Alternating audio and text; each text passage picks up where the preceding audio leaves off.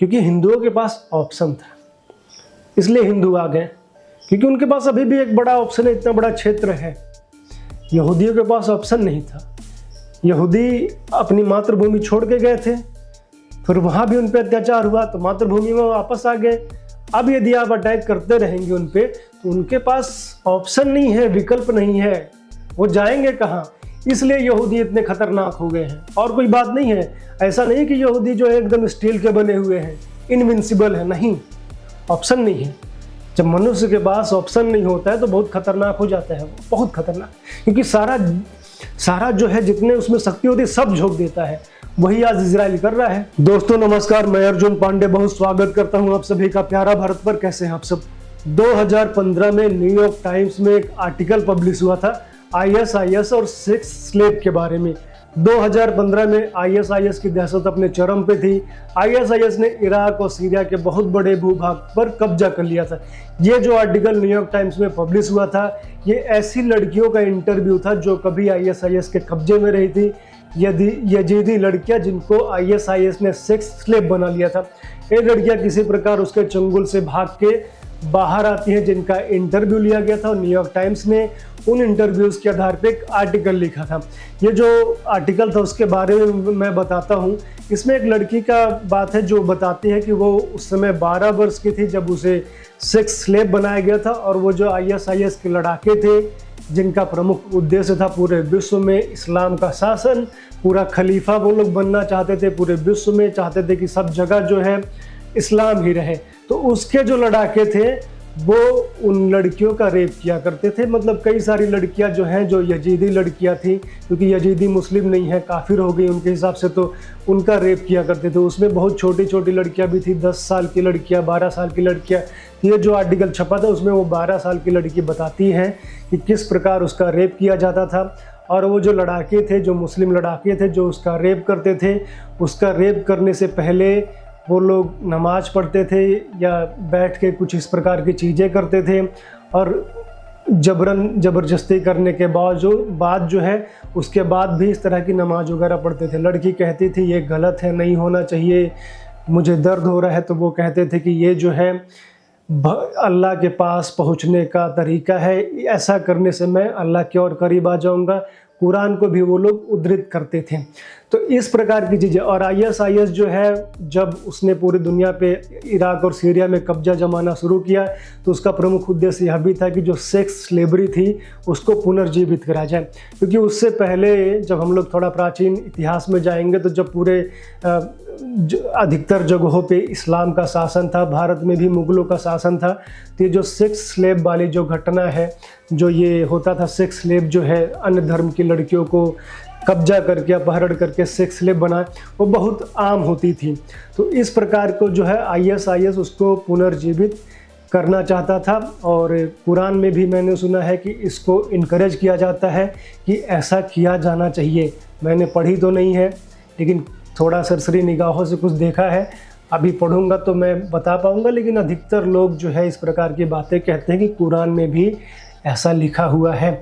लेकिन अब जो मैं तस्वीरें देख रहा हूँ, जो इज़राइल और ये जो फ़िलिस्तीन के बीच में जो युद्ध चल रहा है, उसकी तस्वीरें आप सभी लोगों ने देखी होंगी कि किस प्रकार से एक जर्मनी की लड़की इज़राइल में घूमने आई रहती है, और जिस समय ये जो हमास के लोग, फ़िलिस्तीन के जो मुस्लिम लड़ाके थे या आतंकवादी थे, इन लोगों ने वहाँ पे कब्जा कर लिया, कई लोगों को मारा, कई लड़कियों को बंधक बना लिया। तो जर्मनी की जो आई हुई लड़की थी उसको भी बंधक बना लिया, उसे मार दिया। मारने के बाद उसके कपड़े उतार के उसके गाड़ी में भर के परेड कराया गया फ़िलिस्तीन की सड़कों पर। लड़के फ़िलिस्तीन के जो छोटे छोटे मुस्लिम लड़के थे उसके ऊपर थूक रहे थे। ये वीडियो मैं लगा नहीं सकता हूँ क्योंकि यूट्यूब की गाइडलाइंस होती हैं, पॉलिसी होती है, लेकिन कुछ पिक्चर्स अवश्य लगा रहा हूँ क्योंकि इस तरह की प्रॉब्लम आ जाती है लगाने में। और सोशल मीडिया पे ये बात भी शेयर हो रही है कि जिस प्रकार से इज़राइल में लड़कियों के साथ किया गया, उनके नग्न शरीर को परेड किया गया, उनके साथ संभवतः बलात्कार भी किया गया, तो ये कोई नई बात नहीं है। जैसा कि मैंने बताया, ISIS का उदाहरण मैंने इसीलिए दिया। मुग़ल शासन में इस प्रकार की चीज़ें होती थी, और पूरे विश्व में जहाँ भी इस तरह के जो इस्लामी पाए जाते हैं वो इसी प्रकार की हरकतें करते हैं, और वो कुरान से इसका जो है कहते हैं कि वहाँ पे अथॉरिटी कुरान से वो लेते हैं। हमने इस तरह की चीज़ें पाकिस्तान में भी देखेंगे, किस प्रकार से कब्रों को खोद करके जो शव हैं उनके साथ भी जो गलत काम किया जाता है वो है। लेकिन यदि आप काफिर हैं और काफिर लड़की हैं तो फिर आपके लिए जो स्थिति है बहुत ख़राब हो जाती है। और इसीलिए सोशल मीडिया पे चल रहा है कि भारत में जो नारियां होती थी, जो महिलाएं होती थी, जब इस्लामी आक्रमण करते थे तो उनके पास ऑप्शन होता था कि वो जहर खा के भी अपना जीवन दे सकती हैं, अपने प्राणों को त्याग दे सकती हैं। लेकिन उसके बावजूद उन्होंने जहर खा के, विष खा के अपने जीवन के नहीं त्यागा, बल्कि जैसा कि हम लोग देखते हैं वो सती हो जाती थी, या जो राजस्थान में जो महिलाएं होती थी, जो रानियां होती थी, वो जौहर कर लेती थी। और जो है पद्मावती जी के बारे में हम लोग सुनते हैं किस प्रकार वो जो है 16,000 रानियां जब इन इस्लामियों ने आक्रमण किया तो वो उन्होंने एक बड़ी सी अग्नि जलाई और उस अग्नि में कूद गई। इसीलिए क्योंकि ये विष खा के यदि मर जाएंगी तो उनका देह तो रह ही जाएगा ना। उसके साथ ये जिहादी जो है पशुओं से भी अधिक क्रूरता करेंगे, बलात्कार करेंगे, छद विच्छद करेंगे, लेकिन जौहर में कूद जाएंगे तो कुछ बचेगा ही नहीं। तो इस बात से समझा जा सकता है कि क्या आज देश विश्व कितना आगे बढ़ चुका है। हम लोग 21वीं सदी में चल रहे हैं, लेकिन ये जो लोग हैं, इस्लामी मानसिकता के जो लोग हैं, ये अभी वहीं 7वीं सदी में, 6वीं सदी में ये लोग अभी वहीं जी रहे हैं। और जो इनमें पशुता थी अभी भी पूरी तरह बची हुई है। और जहाँ तक बात है इजराइल और फ़िलिस्तीन की कि क्यों जो फ़िलिस्तीन के लोग हैं वो और जो इजराइल के लोग हैं उनमें क्यों लगातार जो है कन्फ्लिक्ट बना हुआ है, क्यों नहीं शांति आ रही है, क्यों हमास के लोग या क्यों फ़िलिस्तीन के लोग इजराइल पे आक्रमण कर रहे हैं, ऐसा क्या कारण है। तो इसके पीछे कारण यह है कोई टेरिटरी की बात नहीं है कि कोई ज़मीन की बात हो, या जो बात उठाते हैं कि अल-अक्सा मस्जिद की बात है जिसे इस्लामी लोग अल-अक्सा मस्जिद कहते हैं और यहूदी लोग टेम्पल माउंट कहते हैं, उसकी बात नहीं है। क्योंकि जो टेम्पल माउंट है या जिसको अल-अक्सा भी कहा जाता है वो तो क्रिश्चियनों के लिए भी पवित्र है। उनका मानना है कि जो ईसा मसीह हैं उन्होंने भी काफ़ी समय जो है उस टेम्पल माउंट में बिताया है। तो उन्होंने तो कभी आक्रमण किया नहीं कि हम भी उस पर कब्जा कर ले। उसके बजाय तो ब्रिटेन ने सहयोग किया था यहूदियों का कि उन्हें अपनी खोई हुई ज़मीन वापस दिलाने में। तो क्यों इतना वैमनस्य है? वैमनस्य इस बात को लेकर है कि वो लोगों को जो इस्लामी हैं, जो फ़िलिस्तीन के लोग हैं, उनको यहूदियों के अस्तित्व से समस्या है। उनको हर उस व्यक्ति के अस्तित्व से समस्या है जो उनके अल्लाह को नहीं मानता है। वो हर उस चीज़ को मिटा देना चाहते हैं। उसके उदाहरण हमने भारत में भी देखे हैं, किस प्रकार से भारत में मंदिरों को तोड़ के उसमें मस्जिद बना दिए गए, चाहे वो राम जन्मभूमि हो, चाहे ज्ञानवापी हो, चाहे मथुरा हो, चाहे पूरे भारत में हम लोग ऐसे 50,000 मंदिर देख सकते हैं। और आज जो है जो यहूदी हैं अपने लिए लड़ रहे हैं, अपने अधिकारों के लिए वो लोग लड़ रहे हैं। यदि वो वैसा नहीं करें, आज जो है यहूदी अपने हथियारों को त्याग दे तो वो जो है मारे जाएंगे, सब के सब, पुरुष, बच्चे, महिलाएं सब मारे जाएंगे। क्योंकि जब इनके हाथों में सत्ता आएगी तो ये किसी को नहीं छोड़ेंगे। वहीं इजराइल के हाथों में सत्ता है तो इजराइल जो है, यहूदी जो है, उन इस्लामियों को गाजा पट्टी में, वेस्ट बैंक में बिजली भी वही सप्लाई कर रहे हैं, पानी भी वही सप्लाई कर रहे हैं। लेकिन जब इनके हाथों में आएगा तो ये क्या करते हैं, हमने देखा है कि किस प्रकार से पाकिस्तान में ईसाइयों का सफाया कर दिया गया, हिंदुओं का सफाया कर दिया गया, अफ़गानिस्तान में सिखों को मार दिया गया, बांग्लादेश में किस प्रकार की हरकतें होती हैं। तो ये सीधी सीधी जो लड़ाई है वो इस्लामी वर्सेस यहूदी है। इसी एक चीज़ से इसे हम नहीं जोड़ सकते हैं, क्योंकि इस लड़ाई में आप देखिए जो ये फ़िलिस्तीनियों ने जो अटैक किया है उसमें जो है कई सारे मुस्लिम देश इनका समर्थन कर रहे हैं। कई जगह जश्न मनाया जा रहा है, इस बात को लेकर मनाया जा रहा था।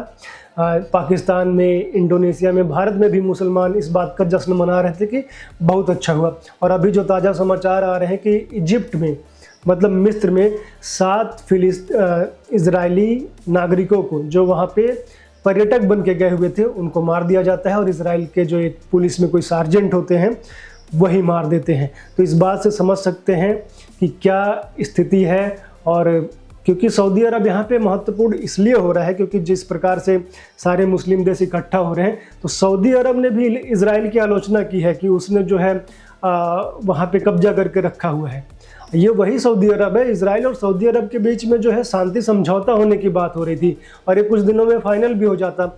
और यह भी बताया जा रहा है कि जो शांति समझौता है इसी को तोड़ने के लिए ईरान के द्वारा समर्थन से ये पूरा अटैक करवाया गया है। लेकिन वही जो सऊदी अरबिया है उसका जो खून है, उसका जो उम्मा है वो जाग गया और वो जो है अब इजराइल की आलोचना कर रहा है कि ये जो भी हमला हुआ है इसके पीछे इजराइल जिम्मेदार है। सऊदी अरब ही नहीं, कतर भी इजराइल को दोषी ठहरा रहा है। ईरान में खुशी मनाई जा रही, जितने मुस्लिम देश हैं सभी जगह खुशी मनाई जा रही। तो इससे समझ में आता है कि क्या लड़ाई है, किस बात की लड़ाई है।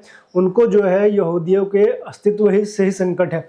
और जो लोग इस बात को कह रहे हैं कि वो वहाँ पे पहले इस्लामी लोग रहते थे, वो जो पूरा एरिया है यहूदियों ने तो वहाँ पर कब्जा किया है द्वितीय विश्व युद्ध के बाद, तो उन्हें यह बात समझनी चाहिए। मैं उन्हें बताता हूँ कि जो इस्लाम है, जो यहूदी है, जो ईसाई हैं, उनके पूर्वज एक ही हैं।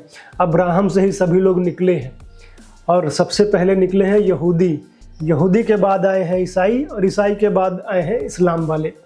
ये जो टेम्पल माउंट की बात होती है, अल-अक्सा मस्जिद की बात होती है, यहूदियों के सबसे पहले मंदिर ही वहीं बने थे। सबसे पहले मंदिर मतलब यहूदियों का जो सारा सिस्टम है, जो सारा उनकी सिविलाइजेशनल है, वो लोग वहीं से शुरू ही हुए हैं। बाद में ईसाई आए तो ईसाइयों ने मार काट मचाना शुरू किया, यहूदियों को मारा, यहूदी भाग के इधर उधर गए। फिर उसके बाद इस्लामी शासन रहा, ओटोमन शासन इस्लामियों का रहा। फिर वो धीरे धीरे जो है ज्यूज वहाँ पे रह नहीं पाए, भाग भाग के विश्व के अनेक कोनों में जाके वो बस गए। लेकिन धीरे धीरे उन्होंने अपनी बुद्धि से, अपने परिश्रम से एक बहुत बड़ा एम्पायर खड़ा कर लिया। क्योंकि इस्लाम में और ईसाइयत में जो है लोन पे मतलब कि इंटरेस्ट के साथ ब्याज के साथ पैसा देना मना है, लेकिन यहूदियों में मना नहीं था। तो यहूदियों ने जो यूरोप में जहाँ जहाँ वो बसे थे इस तरह से ब्याज पे पैसे देना शुरू किया और धीरे धीरे बहुत धनवान हो गए। कई देशों पे उनका दबदबा हो गया। उसके बाद जो है हिटलर ने 40 लाख यहूदियों को मार दिया और उसमें भी बेंजामिन नेतन्याहू कहते हैं, जो कि इजराइल के प्रधानमंत्री इस समय हैं और पहले भी रह चुके हैं, उनका कहना है कि हिटलर जो है यहूदियों को मारना नहीं चाहता था, वो चाहता था कि भगा दे। लेकिन उस समय एक कोई मुस्लिम थे, वो हज अमीन अल हुसैनी, वो कहा, उसने हिटलर से कहा कि यदि तुम इन्हें आज भगा दोगे तो फिर से वापस ही आ जाएंगे। हिटलर ने पूछा क्या करना चाहिए, तो बोलता है कि इन्हें जला दो। फिर उसके बाद हिटलर ने जो पूरा एक चैम्बर बनाया और उसमें गैस छुड़वा दी, इसमें 40-50 लाख जो है यहूदी मारे गए। तो यहूदियों के पास फिर रहने के लिए कोई जगह नहीं बची। उन्हें यूरोप में मारा जा रहा था, जो उनकी मातृभूमि थी, जो आज जहाँ पे है इजराइल में, जो उस समय पूरा इस्लामियों के कंट्रोल में आ चुका था, अरब्स के कंट्रोल में आ चुका था, वहाँ से वो भगाए जा चुके थे। तो उनके पास जगह कौन सी थी? तो उन्होंने किसी प्रकार से द्वितीय विश्व युद्ध के बाद दोबारा से उन्होंने जो है इस जगह पे आना शुरू किया जो आज इजराइल है। धीरे धीरे उस समय चूंकि ब्रिटेन का शासन था, ब्रिटेन उस समय साम्राज्य अपने चरम पे था। द्वितीय विश्व युद्ध के समय ब्रिटेन का समर्थन रहा क्योंकि पैसा बहुत था इन यहूदियों के पास। उन्होंने ब्रिटेन को कुछ पैसे दिए, समझौते किए। ब्रिटेन वालों ने अरब वालों से भी समझौता कर लिया था कि तुम हमें अभी सपोर्ट कर दो तो हम तुम्हें पैलेस्टाइन दे देंगे। ऐसा ही समझौता यहूदियों से कर लिया था। इसीलिए जब द्वितीय विश्व युद्ध समाप्त हुआ तो ब्रिटेन ने किसी को दिया नहीं और जो है अपने ही कब्जे में रखा। बाद में मामला बढ़ते गया तो मामला जो है संयुक्त राष्ट्र तक गया। संयुक्त राष्ट्र ने ये निकाला कि भाई इसे 3 राज्यों में बांट दिया जाए, एक यहूदियों को दे दिया जाए, इजराइल हो जाए, एक मुसलमानों को दे दिया, फिलिस्तीन हो जाए, और एक जो है जेरूसलम जो है जिस पे क्लेम करते हैं कि मुस्लिम भी, ईसाई भी और यहूदी भी, क्योंकि जेरूसलम में ही ये जो टेम्पल माउंट है, अल-अक्सा मस्जिद है, तो उसको वो बोलते हैं कि न्यूट्रल रहेगा, वो मतलब इंटरनेशनल टाइप का रहेगा। लेकिन ऐसा होने के बाद ही 1948 में जब इजराइल जो है अस्तित्व में आता है, उसके कुछ समय बाद ही जो उसके चारों तरफ मुस्लिम देश थे इजराइल पे आक्रमण कर देते हैं। इजराइल सबको मुंहतोड़ जवाब देता है, लेकिन उतना ही नहीं, लगातार आक्रमण करते हैं, कई बार आक्रमण करते हैं। तो मतलब एक तो इजराइल ने अपना किसी प्रकार से अस्तित्व बनाया, अपनी पूर्वजों की भूमि पे आया। जब एक बार सेटलमेंट हो गया तो आपको वो बात माननी चाहिए थी। अब ये जो फिलिस्तीन के लोग हैं वो कहते हैं कि नहीं, 1967 में जो स्थिति थी उसी स्थिति में दोबारा आ जाते हैं तो ठीक रहेगा। तो भाई जब 1948 में ये हो गया था कि इजराइल की इतनी भूमि है, उस समय तो बहुत कम मिला था इजराइल को, जेरूसलम भी इजराइल को नहीं मिला था। तो बाद के युद्धों में फिर इजराइल ने जीता इन सारी चीज़ों को। गाजा पट्टी बाद में जीता, वेस्ट बैंक बाद में जीता, पहले तो इतना नहीं मिला था इजराइल को ना। लेकिन आप लोगों ने, जितने मुसलमान देश थे, इजराइल पे लगातार आक्रमण करते रहे, फिर उसने आपको हराया। जो आप दम भरते हैं कि अल्लाह जो है सबसे महान है, अभी भी ये लोग रो रहे हैं, कह रहे कि जब इन्होंने आक्रमण किया तो बोला कि अल्लाह ने हमें अनुमति दी है, हम आक्रमण करेंगे, और जब इजराइल जो है काउंटर अटैक कर रहा है तो वो फिर रोने लग गए हैं। तो उस समय आप उस बात को मानते तो ये स्थिति नहीं आती, गाजा पट्टी आपका रहता, वेस्ट बैंक आपका रहता, लेकिन आपने नहीं माना। फिर इजराइल ने जो है अपनी सुरक्षा के लिए इन पे कब्जा किया, क्योंकि यदि वो इस तरह की चीज़ें नहीं करता, इन्हें कंट्रोल नहीं करता, तो वो फिर लगातार लड़ता रहे, मरता रहे। तो इजराइल जो है, आप समझ गए ना कि वो भूमि जो है यहूदियों की थी, बाद में उन्हें भगा दिया गया ईसाइयों द्वारा, मुसलमानों द्वारा, लेकिन जब हिटलर ने उन्हें मारा तो दोबारा आने को विवश हुए।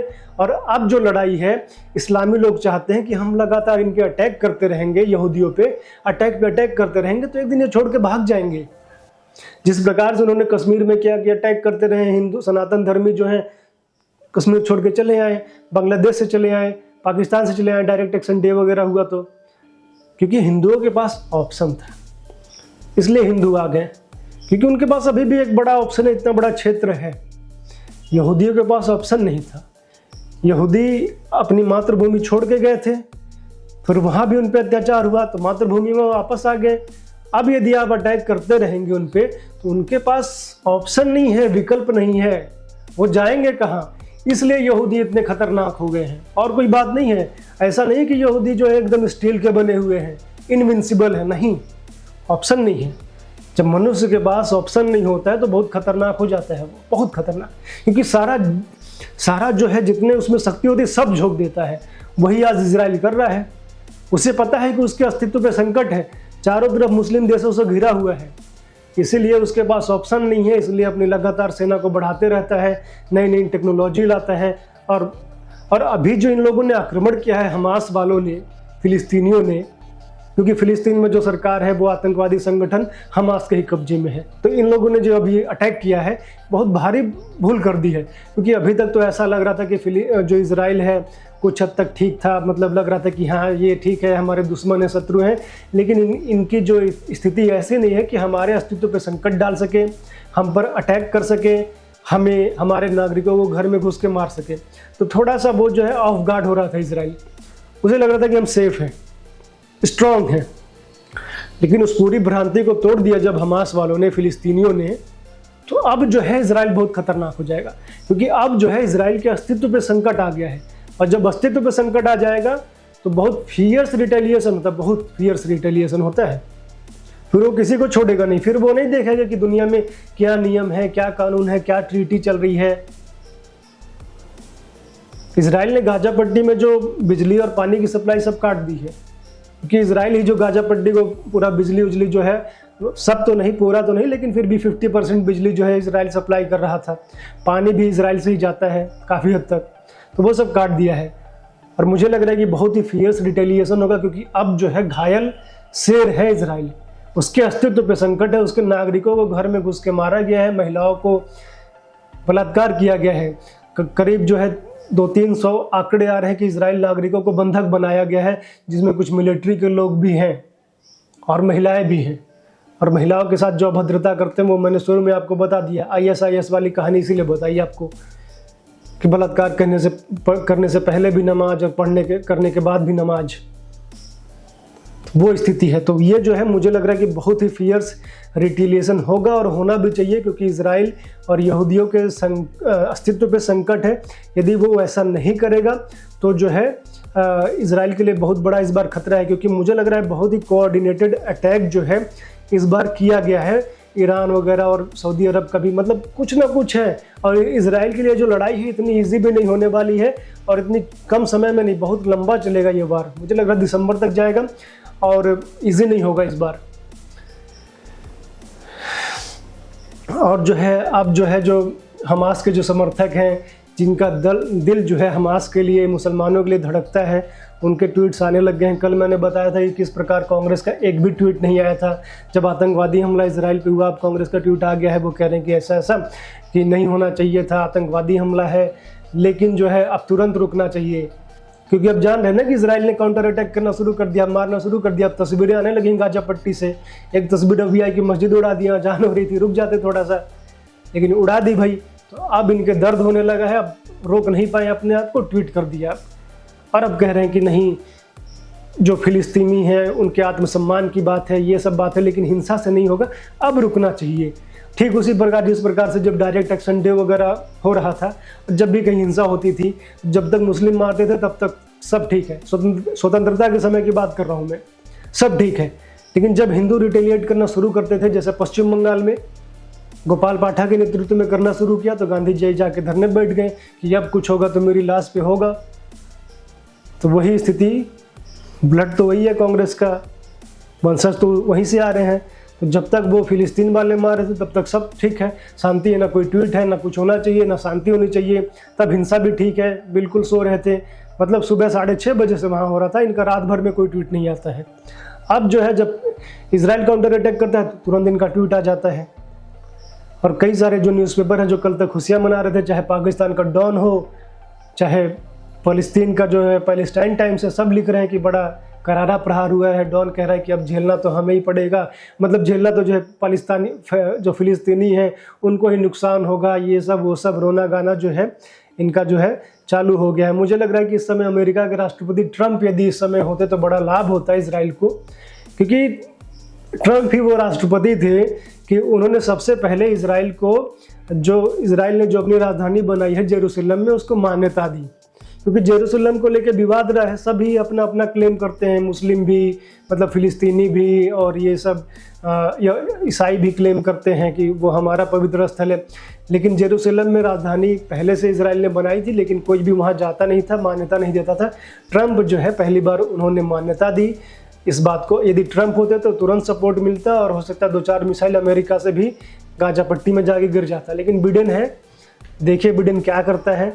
और वैसे भी अमेरिका में राष्ट्रपतियों की तो अधिक चलती नहीं है, जो वहाँ का डीप स्टेट होते हैं, जो वहाँ का सिस्टम है वही का ज़्यादा चलता है। अब देखिए वहाँ पे क्या होता है, और मुझे तो लगता है कि युद्ध लंबा चलेगा और इजराइल को इस बार थोड़ा परमानेंट सोल्यूशन करना चाहिए। वहाँ के प्रधानमंत्री, वहाँ के रक्षा मंत्री कह भी रहे हैं कि रक्षा मंत्री कह रहे हैं कि अगले 50 वर्षों तक के लिए हम जो है काम एकदम ठीक कर देंगे।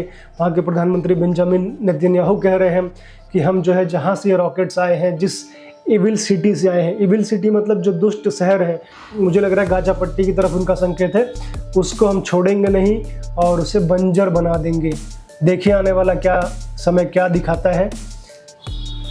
अफगानिस्तान में ही भूकंप आ गया है, उसमें 2000 लोग मारे गए हैं। नहीं तो तालिबान के लोग कह रहे थे कि हमें जो है ईरान, इराक, जॉर्डन वाले रास्ता दें, हम भी वहाँ जाना चाहते हैं लड़ने के लिए। आने वाला समय जो है बहुत ही विकट होने वाला है। आप सभी का धन्यवाद कि आप सभी जुड़े। आप लोग पहली बार आए तो प्लीज़ सब्सक्राइब कर लीजिए, वीडियो अच्छा लगे तो शेयर कीजिए, लाइक कीजिए, और आप लोग जुड़े रहिए, देखते रहिए प्यारा भारत। धन्यवाद, नमस्कार।